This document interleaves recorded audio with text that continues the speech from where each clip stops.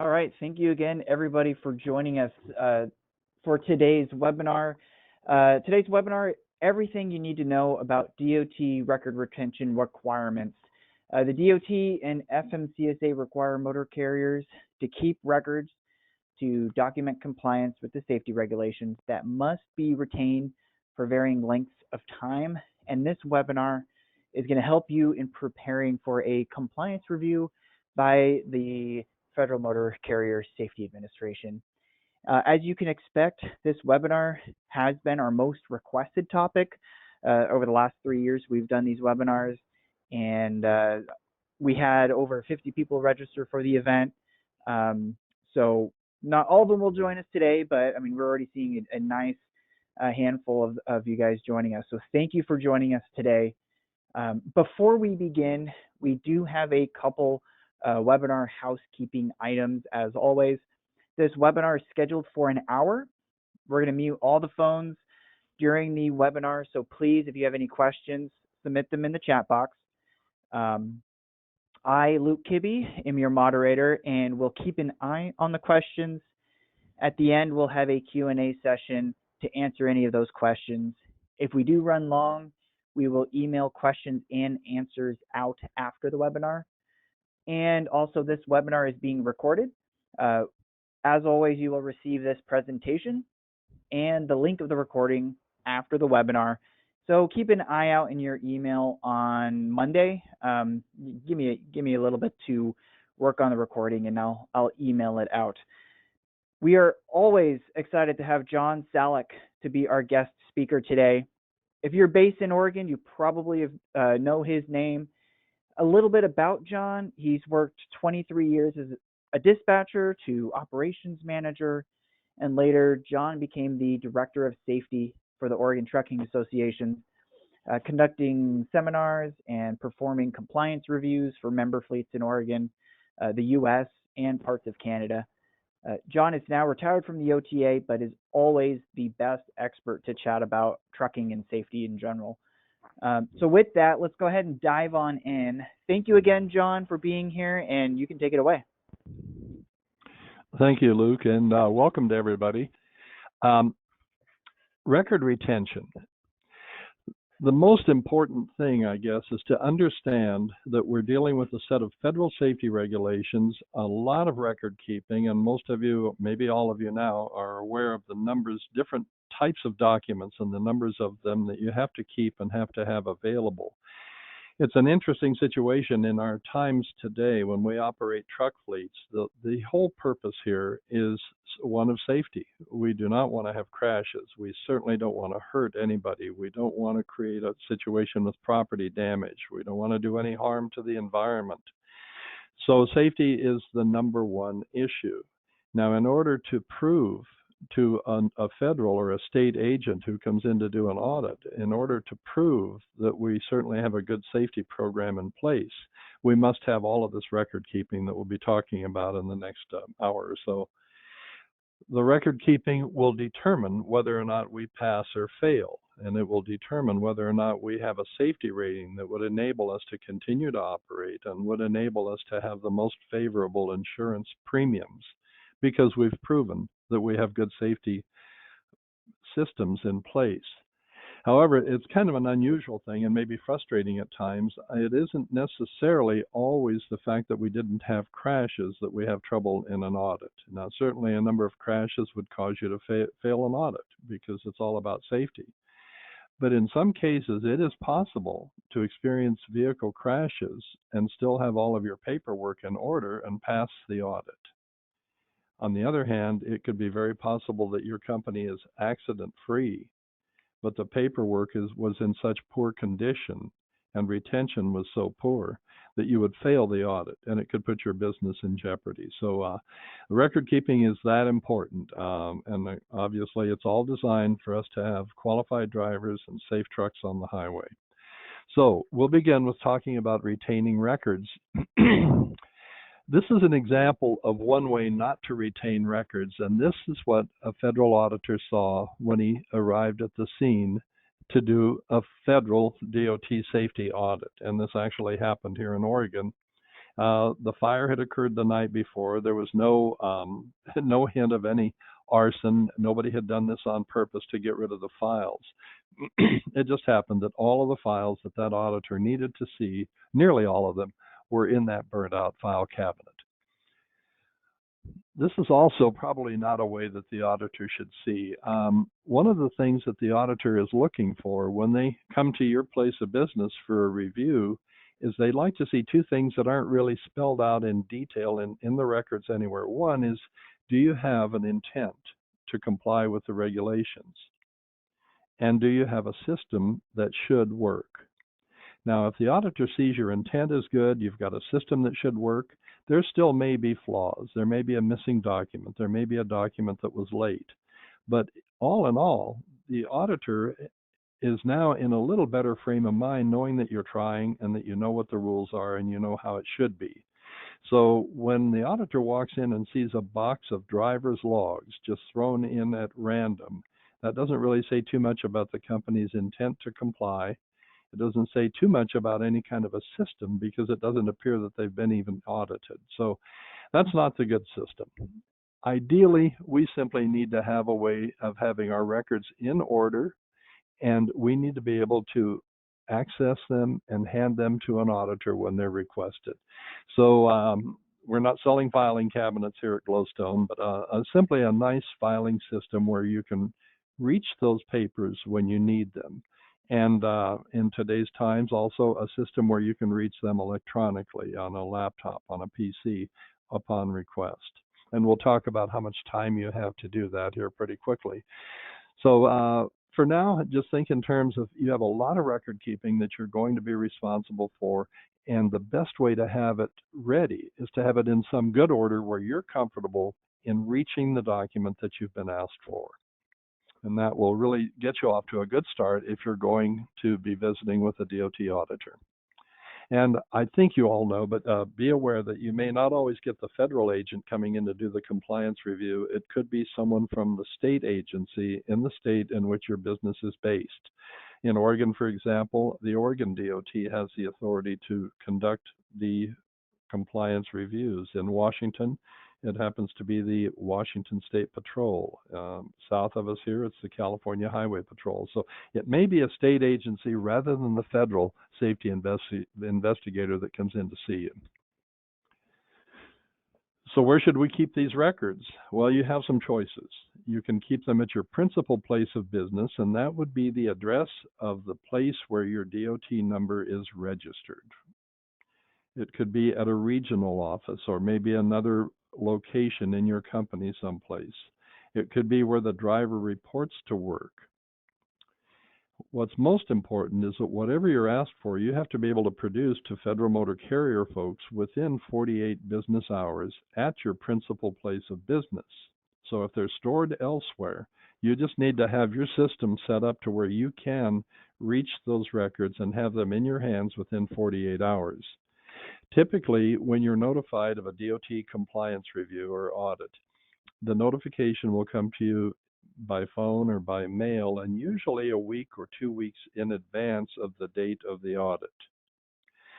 Now, that's when the 48 hours starts. So when that letter arrives saying, we will need to see these documents and so on, at that point, you've been notified that the records will have to be available. Now you'll have several days, maybe several weeks until they show up in order to have those records on hand.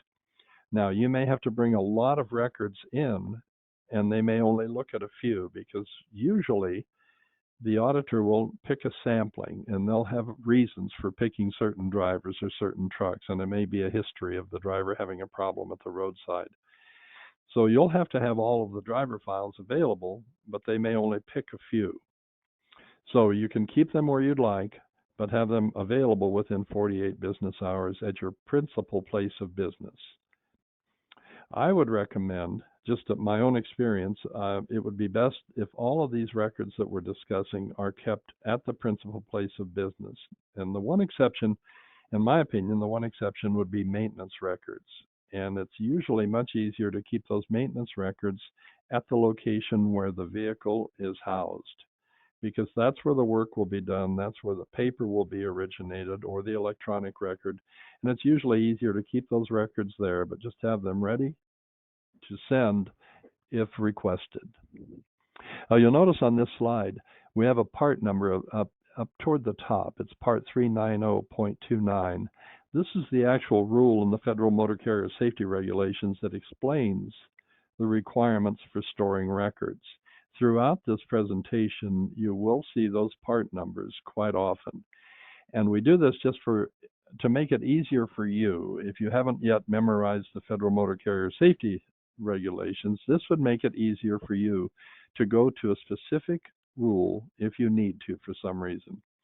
And if you have the rule book in front of you, this makes it much easier. If you're looking for one of these regulations online, I think we may have mentioned it already, but everything we're doing here is in Part 49, Title 49 of the Code of Federal Regulations. So if you wanted to look up this rule, you can search online for 49 CFR Part 390.29, and it will take you to several examples of it. So the part numbers are there for your assistance in trying to find information when you need it. Now, the next rule, 390.31, talks about copies of records or documents. And in today's times, there are several ways that we can keep this. We can scan documents, we can have them on microfilm, we can photocopy. They must be as legible as the original in order to authenticate a signature if the auditor has to. And we can destroy the originals once the scanned documents are there and we're in a safe place where you can't lose them. Again, there are some interpretations about that, and in some cases your comfort level may be that you want to keep the originals, but you could certainly put them somewhere off-site. Once they're electronic, you won't need them on paper. Electronic signatures are allowed, they're authorized. The auditor would have to be able to authenticate the user and might do that by seeing a live signature, or it might be a password, a username, some form of login to use it. And if you're in any doubt at all about whether or not a signature can be electronic, contact the Federal Motor Carrier Division in your state and ask them for some clarification. We're not seeing any real issues anymore with signatures as long as something is there indicating that that is an approved or an authorized signature. For example, if your company is now using the electronic logging devices, we'll talk later about retaining hours of service rules, but if you're using the ELD, then your signature is simply the driver certifying that that day's log is accurate.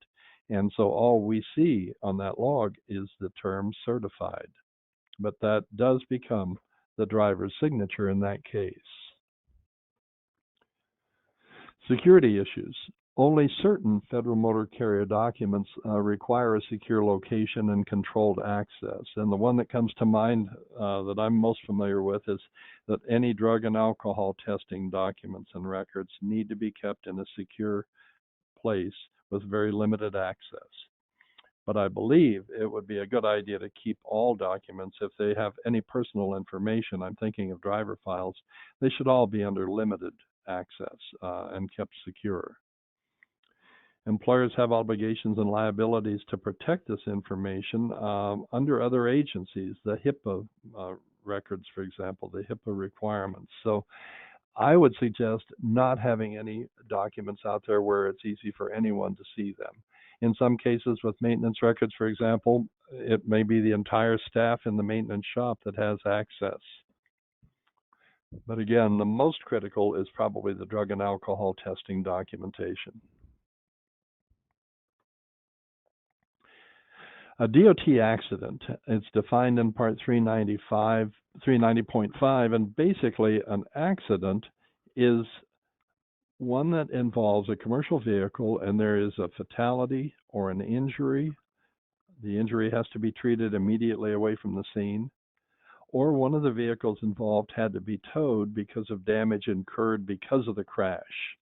That becomes a DOT recordable accident.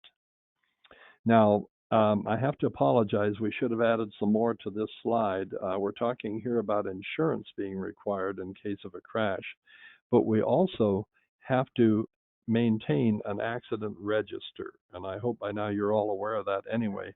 The retention, which we're talking about today, the retention would be a rolling number, always including the crashes that have occurred in the preceding 3 years. You could do that with an accident register that's separate for each calendar year, or you could just keep one running for 3 years. Now, because of the need or the fact that there may be a crash, we do have to have liability insurance coverage.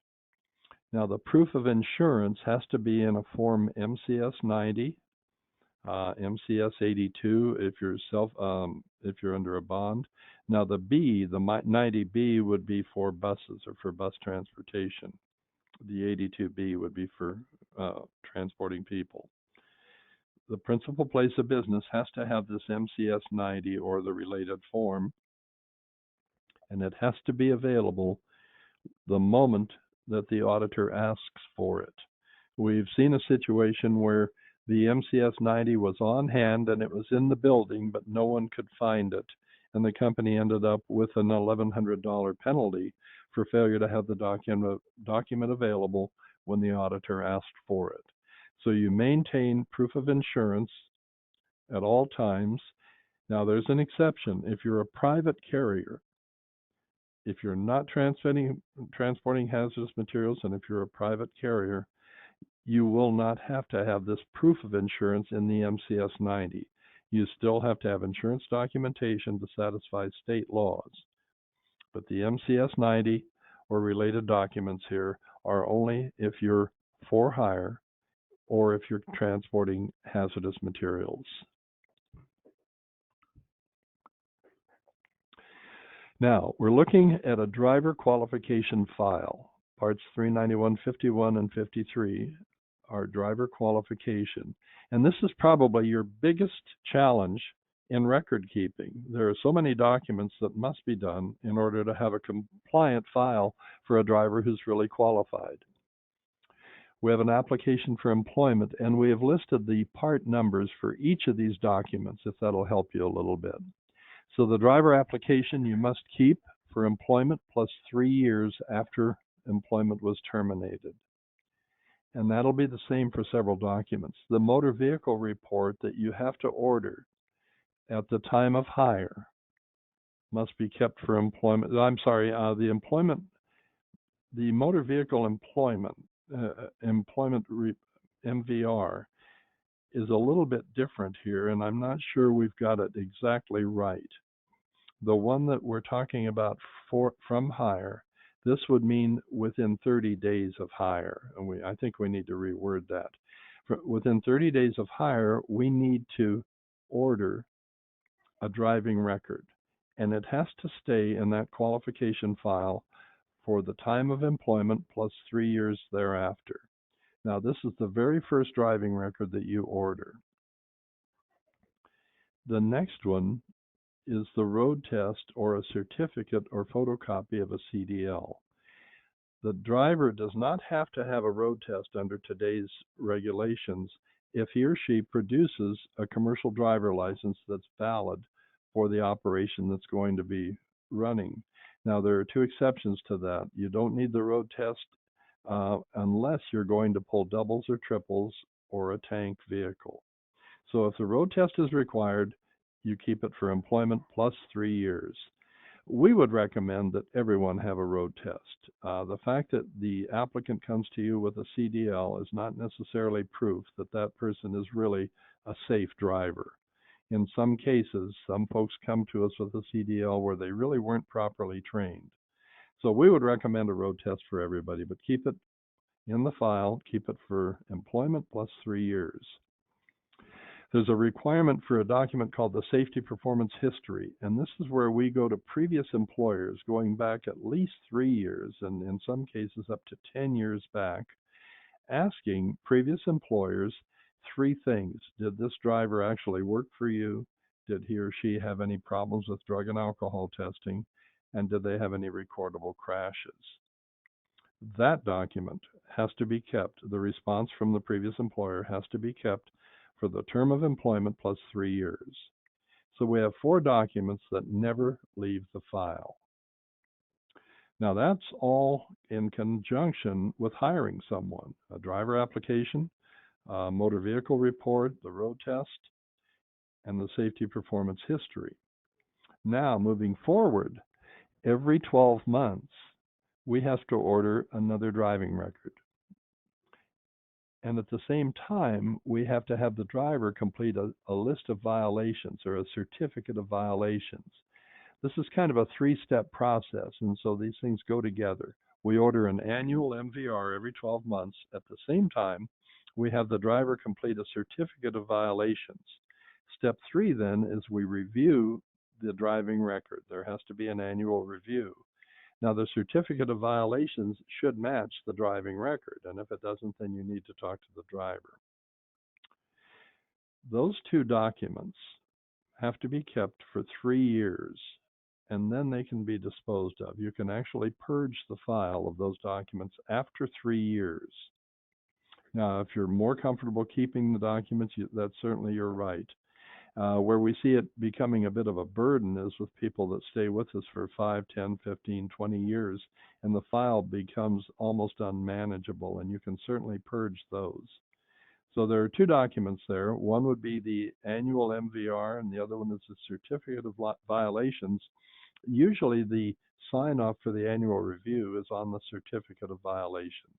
If it's separate, then you have 3 documents there, and accomplished every 12 months, and then you can dispose of them after 3 years. Another document that's required is the medical examiner's certificate and any exemptions or waivers, and verification of the medical examiner's registry. This is another document you can purge after 3 years. This is the certificate that the medical examiner has completed and handed to your driver. And now your driver is medically qualified to operate a commercial vehicle. About 3 years ago, all medical examiners had to be trained and certified and part of what's called the National Registry of Certified Medical Examiners. When you have a driver who has a new medical certificate, then that driver has to self-certify with the local state DMV office, and after they've self-certified, then the information will come out on their driving record of their medical qualification. But at that same time, you need to go online to a website. It's the National Registry of Certified Medical Examiners, and you need to verify that the person who did that exam is really certified and is in the registry. You have to print that document or write out a document certifying, and then that document must stay for 3 years. So along with the medical certificate, you also have proof or verification of the medical examiner being in the registry, and those documents may be purged after 3 years. Something we want to talk about here is when we go through the process of being medically examined, the doctor has several pages to be completed, and we refer to it as the long form. Now, that is not required to be in the driver qualification file. Some people do ask for them, and some receive them. Actually, it's unusual now for the clinic to provide the long form unless it's requested by the driver. But the original of the long form, if you're going to keep it, should be kept very private. The original will be kept at the examiner's office. You can request a copy, but you want to be sure it's done within the confines of HIPAA, the federal regulations for health privacy issues. This form should not be stored in a driver qualification file or a personnel file. It should be kept somewhere with limited access and complete privacy.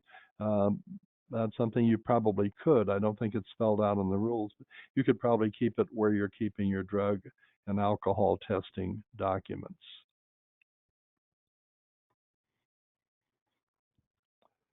Going further with record retention, now we go into the world of drug and alcohol testing, and you notice 2 references to rule numbers at the top of this slide.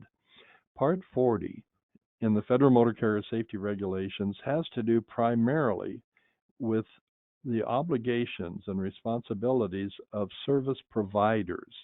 These would be the labs, the consortiums for random drug testing, the breath alcohol technician, all of the services that are required for a motor carrier to be in compliance. Most of the rules that we have to comply with are in Part 382. And so we've got some rules from both of those sections dealing with drug and alcohol testing. And these are the records that we have to retain. Any records involving the collection process. This might be an internal document that you use as a check sheet when someone has been selected for random testing, for example. It might be the control and custody form that is filled out, or the breath alcohol technician document that is completed when the test is done. And records of negative test results. So if the test is negative, you only keep that for a year. The other records involving the collection you keep for 2 years. Now, if the test involves a result that's positive, you need to keep the control and custody forms, the MRO results, that's the doctor who reviewed the results, any records of refusals to test, any records involving return to duty and follow-up testing because there's been a positive or a negative or a refusal, and any substance abuse professional reports. These are pretty critical documents. Keep them for 5 years. Documentation on previous DOT pre-employment tests. This is, if you look at Part 40.25, paragraph J, it simply says that you need to ask the driver if he or she has ever tested positive or refused on a pre-employment test. If the violation is noted that they did have one, you keep that for 5 years. Otherwise, keep it for 3 years. There's also a requirement in the regulations that we provide a document that is a company policy. And a company drug and alcohol testing policy is pretty common. A lot of organizations have them, whether they have trucks or not. They have a drug and alcohol policy, and everybody gets a copy. Ours in the trucking industry, in the DOT world, is a little bit unique. Our policy has to include specific information that's spelled out in the rule. And that information includes giving the driver some information, not only how will we test for drugs and alcohol, but we want to give the driver some information on how to recognize someone who might be impaired. So we'd like to help them understand how to recognize symptoms and effects of substance abuse or alcohol abuse. Now, at one time, and some of you have been at this for a long time, way back in the mid-90s when this rule came in, the drivers actually had to have 1 hour of training on drug and alcohol awareness, a formal training program. And then after several years, the DOT decided that rather than force the drivers to sit through a training program somewhere, we should simply provide material to them. And so our policy to be legal and acceptable to the DOT has to include some educational material. Now, we keep that signed receipt for the term of employment plus 2 years afterward. Now, that educational material is really important. It isn't spelled out to this detail in the rule, but the intent is that we know in most cases, if someone in the workplace is struggling with drug or alcohol issues, the first person who will probably know is a coworker. It won't be the manager or the supervisor. It'll probably be the coworker.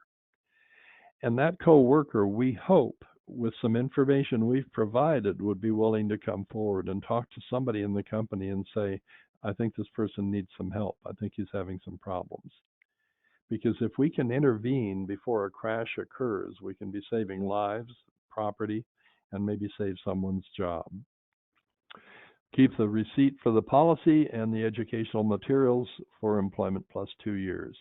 And if you're not sure about the policy, if you don't have one or you're not sure yours complies, please call us here at Glowstone, and through the Clean Fleet operation, we can certainly help with that. A little more on drug and alcohol. The policy, this one, I haven't seen this happen, but the DOT drug and alcohol policy has to be kept while it's being enforced, and then for 5 years after it's been replaced or revised. I haven't often seen, in fact, I can't think of one where I've seen someone change or revise a policy. If it meets all the requirements, the rules certainly haven't been changed about what has to be in a policy, so I don't know why one might be revised or replaced. But anyway, if you do change it, then you keep the old one for 5 years. The new one would stay in force as long as the company is employing that driver. You need to keep the roster for your random selections for 2 years. In an audit, the auditor will look at the random selection for 2 years and look at your current driver lists at any time during that 2-year period. What they're looking to see is whether or not the random roster was pure, that nobody was in that roster who didn't belong, and that there weren't people who belonged in the roster whose names weren't listed. And they can do that very easily with different records. They'll have records of roadside inspections, medical exams, all kinds of things. We leave quite a paper trail when we're in trucking. So the rosters for the random pulls for 2 years have to be kept for 2 years.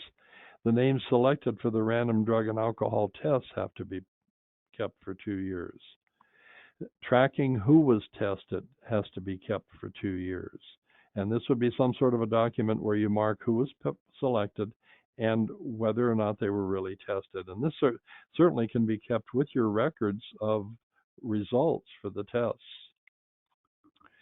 There's another requirement which I find that a lot of folks aren't aware of, but your lab, the lab that is actually producing results from your analysis from your drivers, from your employees, that lab has to send a summary to you every 6 months. And it's a summary of the numbers of tests that were performed by type of test. There are no driver names. It's simply how many pre-employment, how many random, how many post-accident, for example, and how many positives in that group. There's a document, Management Information Services calendar every year that you might be requested to fill out.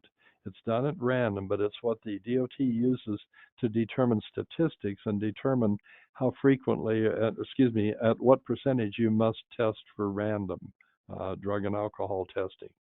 So that MIS calendar, if you're requested to do it, you have to provide certain data and keep that calendar for 2 years. Any contracts that you have with your service provider, the people who provide, it might be the lab, it might be a clinic, it might be simply the drug random testing consortium. Whatever contract you have, and there should be a written agreement, the auditor will ask for it. That contract should be kept for 5 years.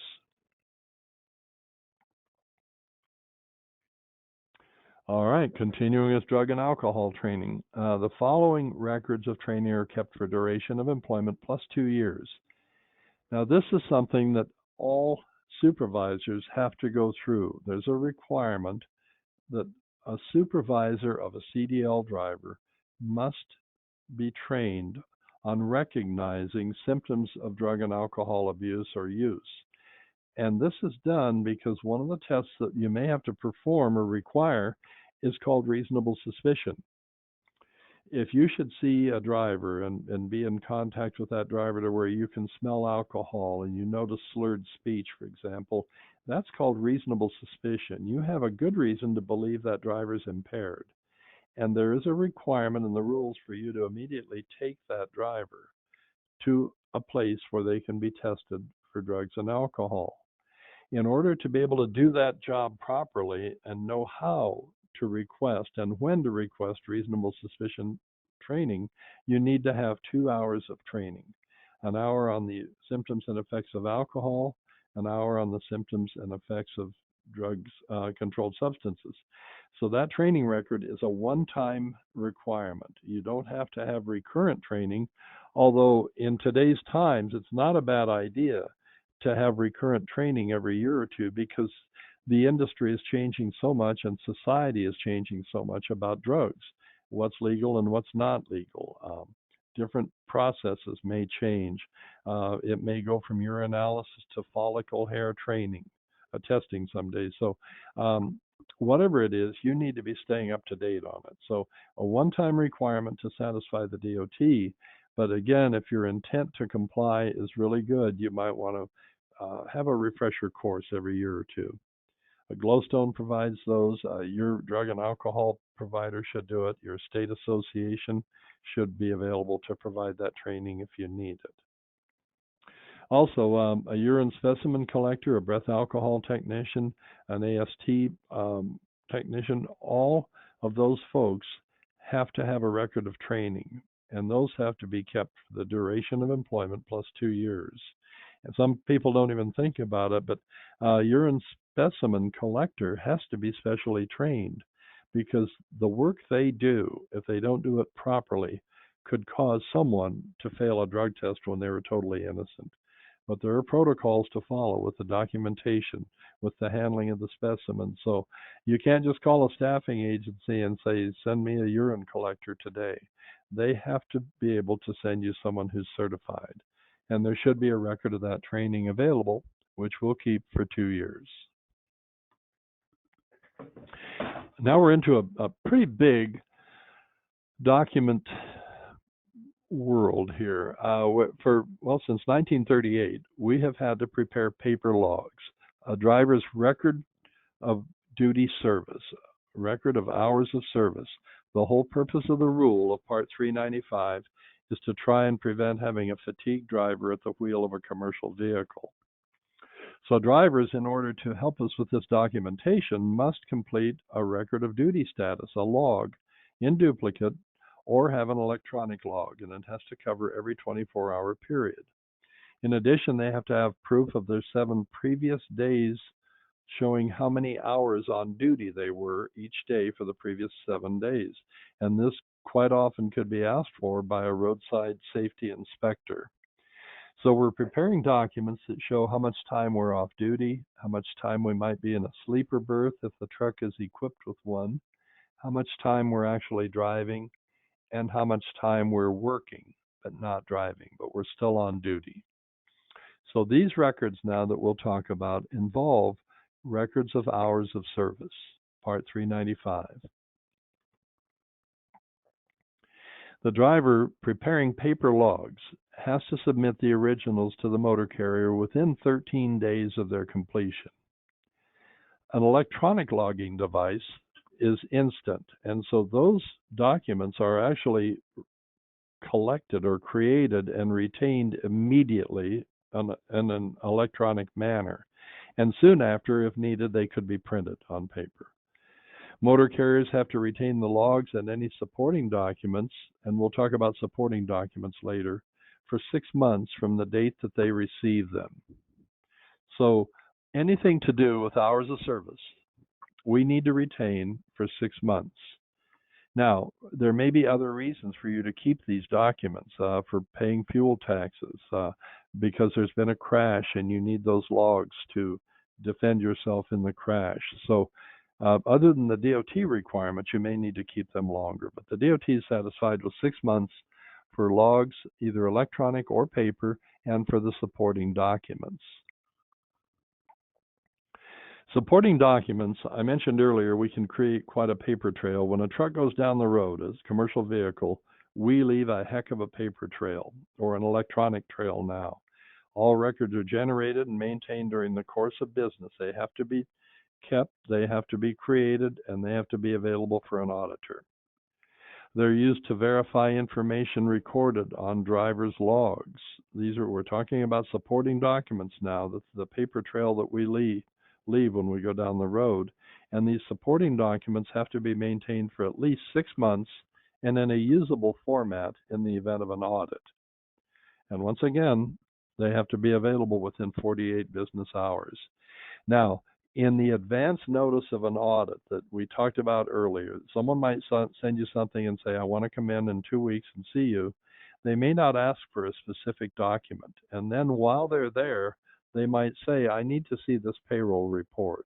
You would then have 48 hours, 48 business hours to produce that document. If it's not handy immediately, you've got 48 hours to get it, and the auditor just has to be patient and wait for us. These are supporting documents, things that would verify or prove the fact that the driver who said he was in a given time at a given place is telling the truth. And this is what we see with supporting documents. And I don't want to read all of these to you, but you have to be aware that every time you create a document or a record that has the time and the date, it becomes a supporting document because it can then be matched against what the driver's log says he or she was doing at that exact time and date.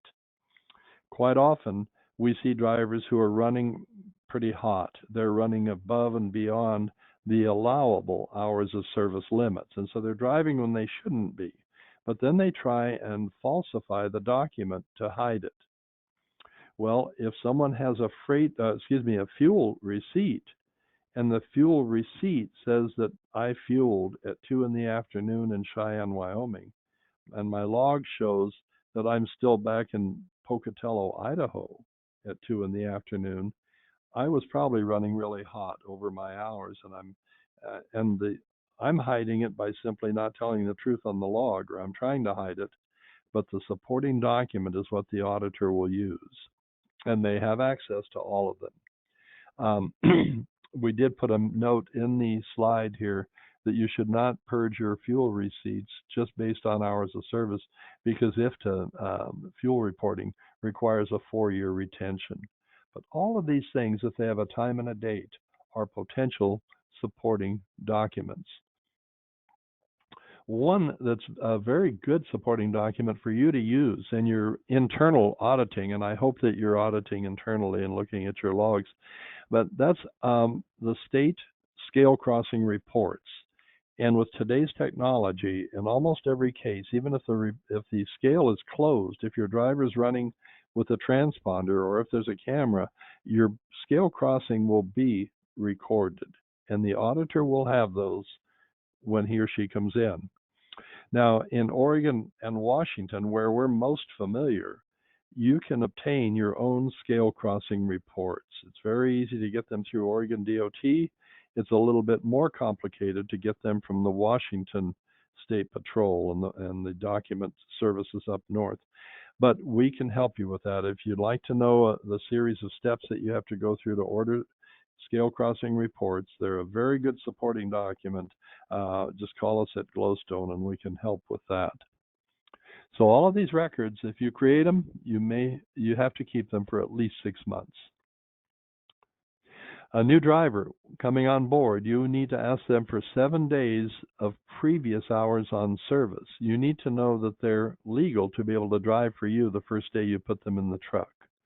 So it shows them shows you whether they're compliant with the 60 and 70 hour rule, and it shows you whether they've had 10 hours off duty prior to their first dispatch. This statement should be kept by the carrier for 6 months. Driver doesn't need it on the road, but you need to keep it as a document for 6 months. Now, a lot of folks put this in the driver qualification file, and there's nothing wrong with that, but that's something that could actually be purged after 6 months. In fact, it could be purged after a week. It doesn't have any value anymore. But it's nice to leave it there, because when the auditor sees it, then the auditor remembers one of those 2 important things. There's an intent to comply, and the system's there, and it should work. We have a driver situation called Shorthaul. If the driver can stay within a 100 air mile radius of the starting point and return to the starting point within 12 consecutive hours, then that driver doesn't need to create a log.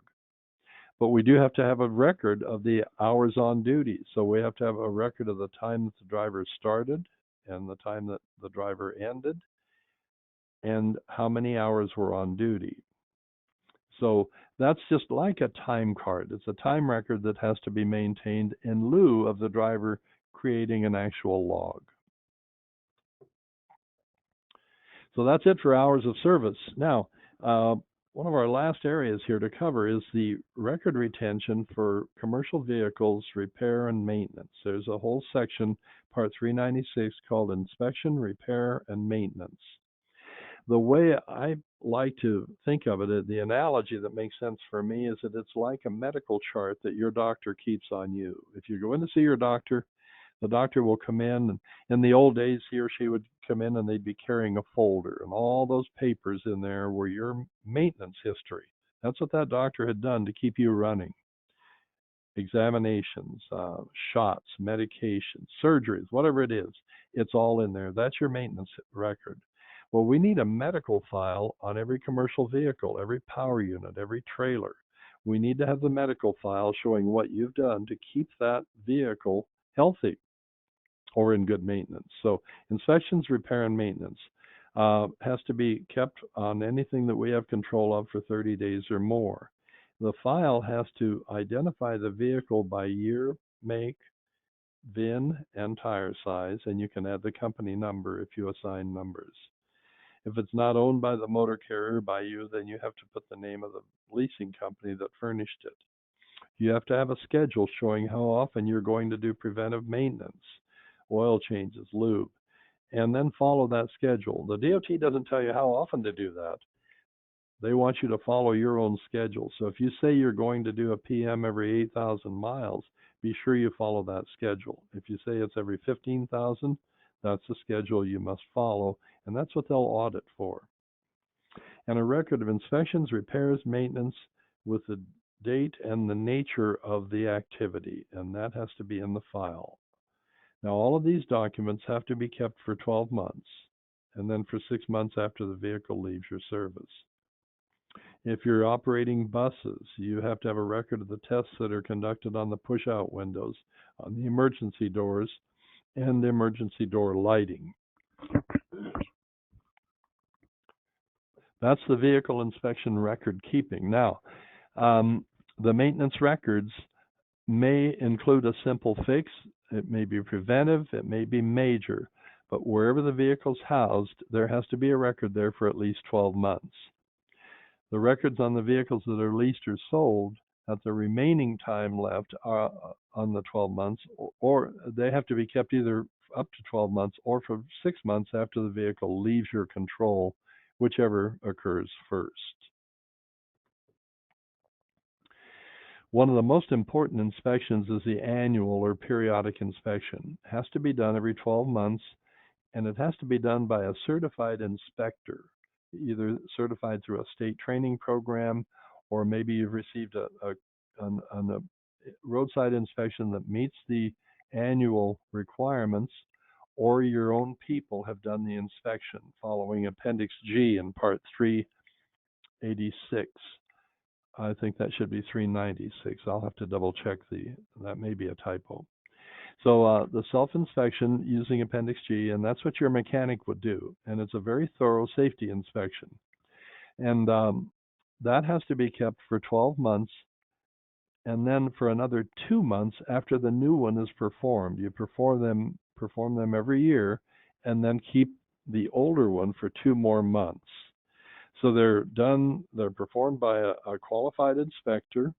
They have to contain the name of the inspector, the motor carrier's name, the date, the vehicle ID, and the components that were inspected. And again, those are going to be in Appendix G. A statement certifying the accuracy and completeness of the inspection has to be on there. And we keep it for 14 months. Now, I would also recommend that you have proof of your mechanic being a certified inspector based on Part 396.19, and you can do that just with a statement on your letterhead or maybe some documentation from a training school. Roadside inspections. We're subject to roadside inspections just about any time. During the inspection, the vehicle should have a copy of the annual inspection, or it should have proof of the inspection by means of a decal that's been affixed to the power unit or to the trailer. So we always have to have proof of the annual inspection on the vehicle when we're going down the road. If the driver receives a roadside inspection, He has to turn in the inspection form within 24 hours to the employer. If they're not going to be back in 24 hours, they have to send it in by fax or mail or email. They need to get it back there as quickly as possible.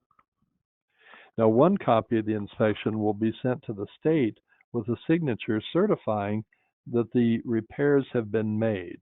Another copy will be kept wherever the vehicle is housed or at the principal place of business. The auditor is going to come in and ask for at least 12 months of your roadside inspection reports. The daily vehicle inspection report, as you know, there's a pre-trip safety inspection that's required, and it doesn't have to be done in writing.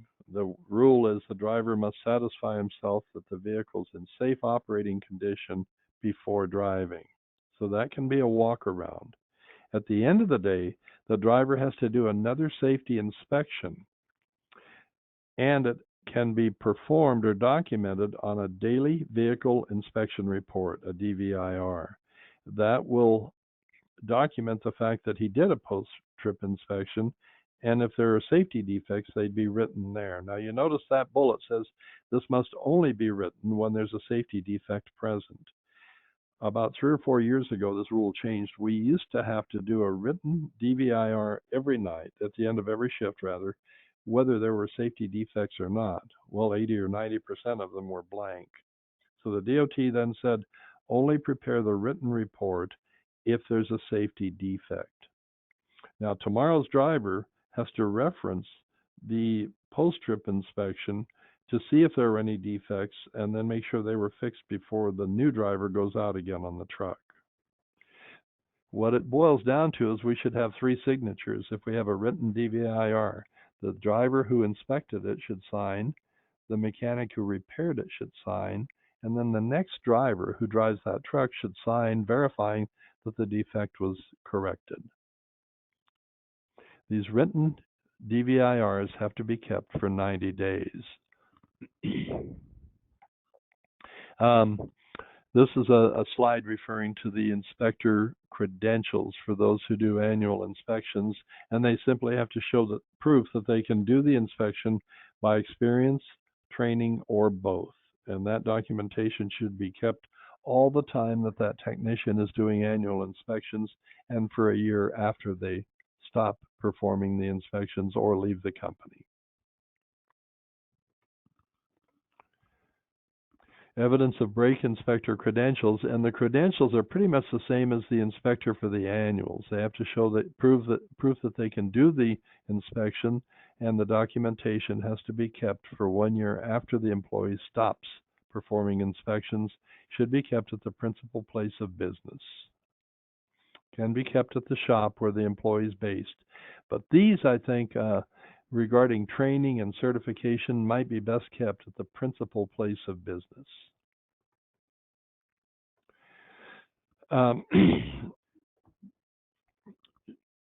A shop inspector, this is someone who has annual inspector's credentials, and that way he can do the annual but does not need proof of a brake inspector qualification if you're a party who's not employed by the motor carrier. In other words, someone from an outside shop can be a brake inspector for you, and they don't have to produce those credentials.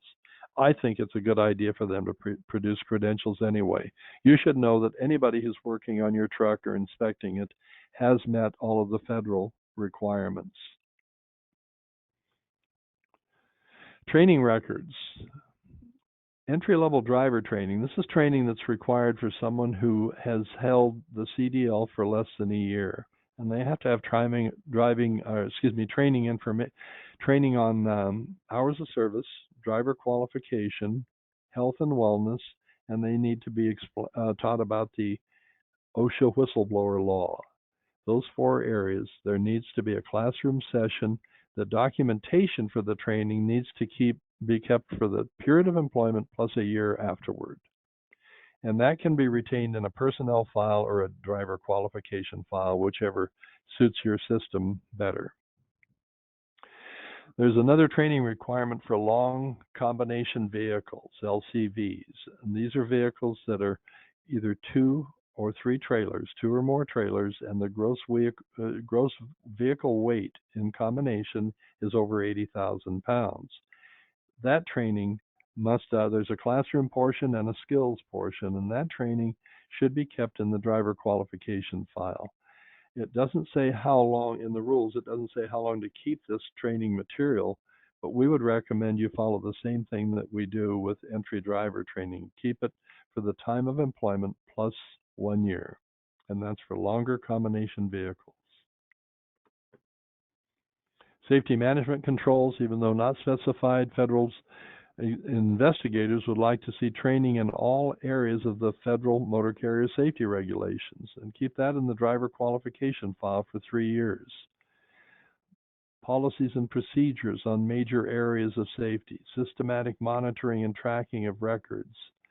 What they're asking here is that you do everything you can to make sure everybody in the company who's involved has had some training and is knowledgeable of the federal motor carrier safety regulations. Liability, don't dispose of any records relating to a vehicle crash without first checking with legal counsel or until there's no chance of litigation. There's a statute of limitations on a vehicle crash, and quite often the plaintiff attorney will wait right up to the end, right up to 1 or 2 years before they file the lawsuit. And by then, none of our memories is good enough to remember everything that happened. So we should be documenting everything that's pertinent at the time of the crash and not release any of those records. Keep them until there's no chance that there will be any litigation. Okay, best practices. The federal safety regs list minimum retention periods. That whole book of regulations is a list of minimum standards. It doesn't mean you can't do more. And so we encourage you to aim for a best practice. The minimum might be to only take someone out maybe for a 5 or 6 mile road test. A best practice would be to take them out for a 20 or 30 mile road test and really put them through their paces. The best practice will always serve you very well. It may take a little longer, and it may be a little more expense, but remember that this is just the minimums. If you do all of this, what your company's doing is getting by. And I suspect just because you've taken the time to join us and listen to this material, you're not willing to settle for mediocre or average or minimum. I think you probably would like to be better than that. So look at the best practices. Look at what we can do that would probably serve us better if we're being attacked, especially in litigation. Another thing is optional records can and will be audited for violations if they're presented to enforcement. So be real careful what you offer to enforcement officers if it isn't something that's actually required. It may create a problem for you. And if there's an error in record keeping or something's missing, don't ever falsify the document. Don't try to correct something that could be considered fraudulent, and don't try to create something that wasn't existed in the first place.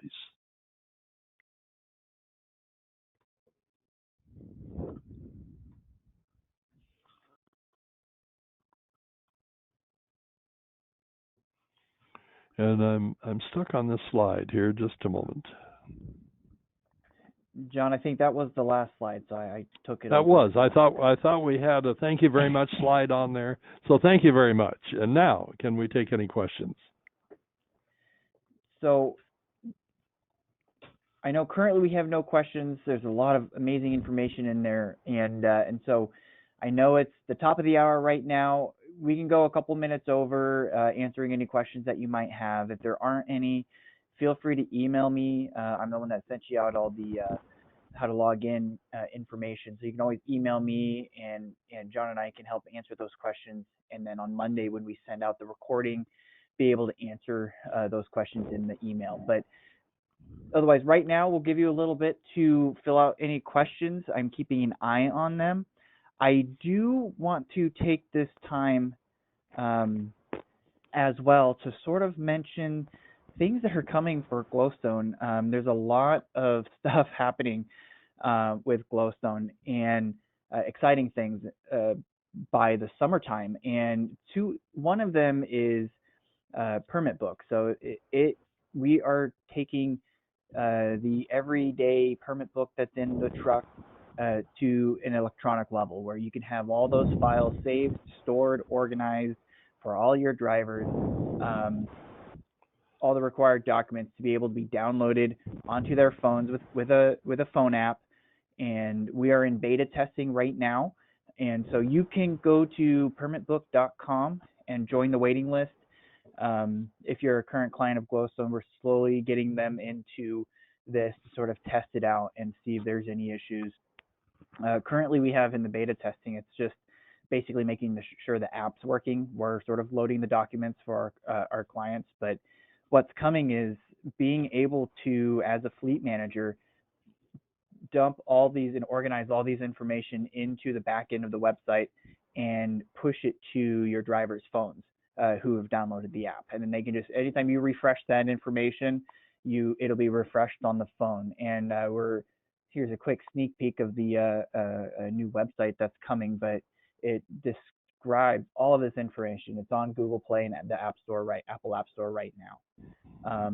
We discuss what the app looks like and sort of the benefits of it. So stay tuned. Go to permitbook.com to join the waiting list, and hopefully by midsummer that is coming down the road. We also do have Glowstone's big, so we do so much work in a lot of different compliance, and we are now almost ready to push our software version of it, so clients can log in, see the documents, see the status of things, see reports for the client side of things. So we are pushing ourselves to that limit as well to make sure not only do we increase our customer service, but help fleets of all sizes to be able to be more knowledgeable about where information's at, saved, stored, and reporting, especially if you have an ELD, all that information and the reports that come from those. It's a great spot to be able to look at performance of your fleet and areas of improvement. Different reporting like that is going to be hopefully back there. So all this is coming by the end of the year, so stay tuned. You can join our newsletter as well. You can just go to glowstone.com, and on the homepage you can see where you can join our monthly newsletter. That'll have some of this information. But with that, I don't see any other questions for record keeping. I think basically John answered all of them. So that's how amazing the presentation was. So thank you, John, for joining us today. If there are questions, we'll answer them. Yeah, and we'll email everybody the slides and the recording of this presentation on Monday. So stay tuned, look for your emails. And with that, we'll close it up. Thanks everyone for joining us, and have a great weekend.